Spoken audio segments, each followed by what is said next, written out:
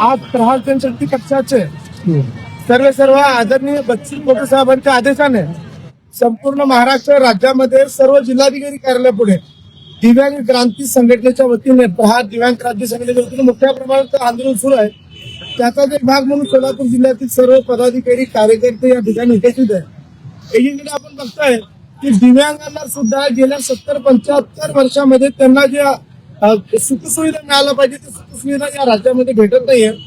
इतर राज्यात बघितलं तर 4,000, 5,000, 6,000 रुपये प्रति महिन्याला दिव्यांगांना दिलं जातं आणि या ठिकाणी 1,500 रुपये दिला जात होता. भांडण मान्य आता 3500 रुपये करण्यात आलं.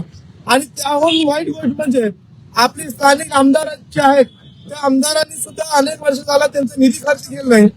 एकीकडे बघता तर सत्ताधारी सत्तेत मग्न आहेत आणि विरोधी पक्षातले लोक सुद्धा झोपेचे सॉंग घेणारे अशा प्रकारची परिस्थिती निर्माण झाली आहे.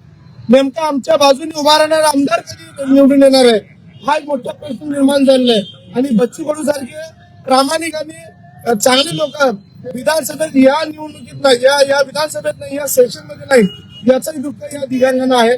एकीकडे बघताय की हे आंदोलन सध्या राज्यातील सर्व जिल्हाधिकाऱ्यांना जागा करण्यासाठी आहे. सर्व जिल्हाधिकाऱ्यांनी तात्काळ आमदार असतील, खासदार असतील, त्याचबरोबर स्थानिक स्वराज्य संस्थेमध्ये जे काही दिव्यांगासाठी राखीव निधी आहे ते तात्काळ खर्च करण्याचे आदेश द्यावे. अन्यथा यापुढे आज आपण क्रांती संघटनेच्या वतीने अशा पद्धतीने आंदोलन सुरू आहे. येणाऱ्या काळात आमदार खासदारांची गाड्या फोडून त्यांच्या घरासमोर टेंबा आंदोलन प्रहार केल्याशिवाय राहणार नाही या माध्यमातून सांगतो.